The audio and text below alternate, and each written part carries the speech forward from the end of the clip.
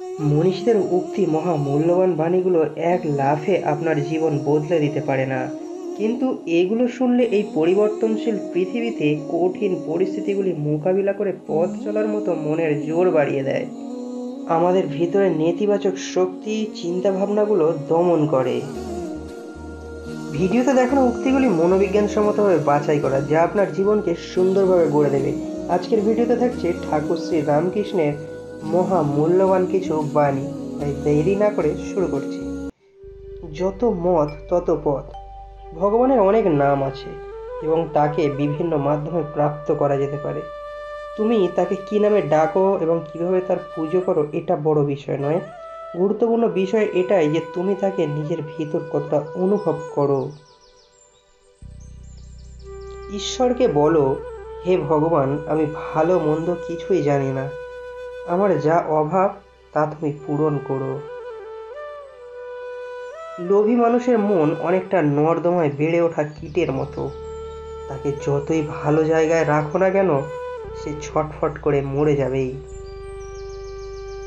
নৌকাকে সর্বদা জলের ওপরেই থাকা উচিত, কিন্তু জলকে নৌকার উপর নয়। ঠিক এভাবেই মনের মধ্যে ঈশ্বরে ভক্তি সবার উপরে, কখনোই তার উপর সাংসারিক মোহমায়া থাকা উচিত নয়।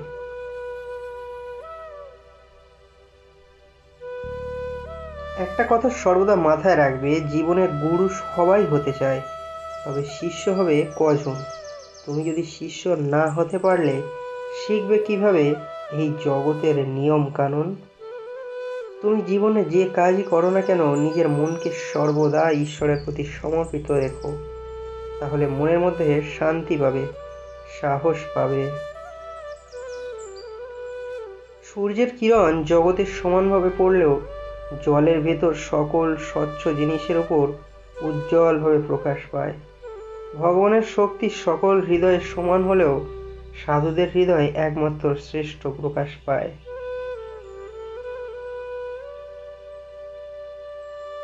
মনের মধ্যে বিষয় বাসনা, নাম যশ খ্যাতি সুখের চিন্তা নিয়ে ঈশ্বরের সব সাধনাই বৃথা। অভিজ্ঞতা একটি কঠিন শিক্ষক। সে প্রথমে তোমার পরীক্ষা নেয় এবং পরে তার পাঠ দেয়। মুখে যতই ভগবান ভগবান করো না কেন, যতদিন না তুমি সবকিছু আমার বলা ছেড়ে সবকিছুই প্রভু তোমার বলে মন প্রাণ থেকে মেনে নিচ্ছ, ততদিন শুধুই মিথ্যা ভক্ত সাজার নাটক করছো মাত্র। যেমন মুক্ত পেতে হলে ঝিনুকের প্রয়োজন, ঠিক তেমনি পরম ঈশ্বরকে পেতে হলে সৎ কর্ম ও ঈশ্বরের প্রতি ভক্তি প্রয়োজন। দেখবে বৃষ্টির জল কোনোদিন উঁচু জায়গায় দাঁড়ায় না, নিচু জায়গায় চলে আসে। ঠিক একইভাবে আত্ম অভিমানের চূড় মনে কখনোই শান্তি বিরাজ করতে পারে না। যে মানুষ কামিনী কাঞ্চনের মোহে আচ্ছন্ন, সে আর যাই হোক না কেন, সে ঈশ্বর প্রেম ও পরম আনন্দ পেতে পারে না। তুমি যদি মনের মধ্যে অহংকার কালো মেঘ পুষে রাখো, স্বয়ং ঈশ্বরও আলোর পথ দেখাতে পারবে না। জীবনে একটু করে হলেও সাধু সৎসঙ্গ করো, তবেই ঠিক পথে চলতে পারবে। একবার যদি ভুল পথে চলে যাও, তবে ফিরে আসা বড়ই কঠিন গো।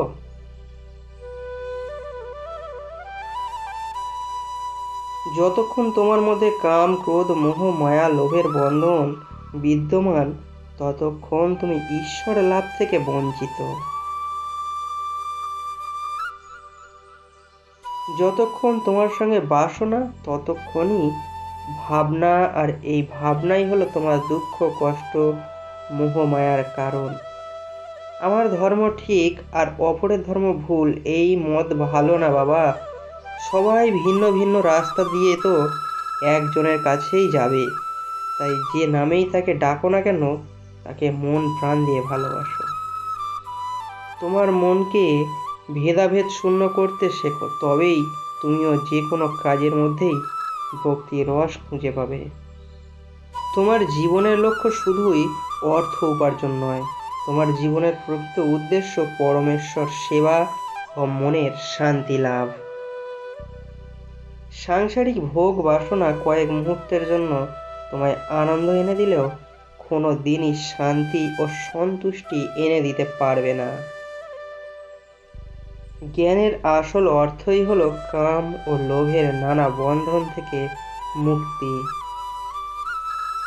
যদি তুমি মনকে সবকিছুর মধ্যে থেকেও নির্লিপ্ত কর্ম করতে পারো, তবেই সফলতা পাবে। নিজের স্বার্থকে ত্যাগ না করলে তার কৃপা পাওয়া সম্ভব নয়। জীবনের শান্তি পেতে মনের ময়লাগুলো ধুয়ে ফেলতে হবে।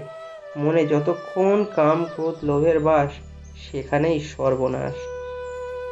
যে ব্যক্তি কোনো স্বার্থ ছাড়াই অন্যের জন্য কাজ করেন, ঈশ্বর তার সর্বদাই মঙ্গল করেন।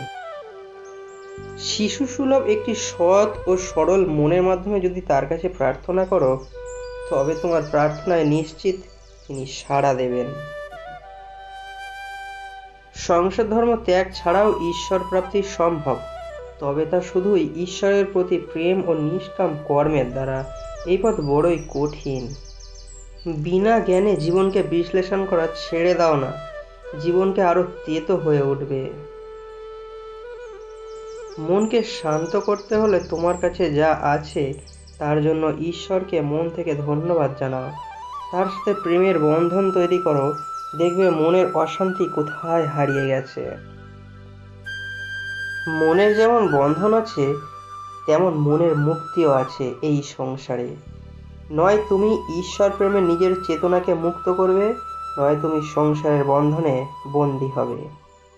ঈশ্বর সর্বত্র বিরাজমান, তবে তার বহিঃপ্রকাশ মানুষের মধ্যে সর্বাধিক।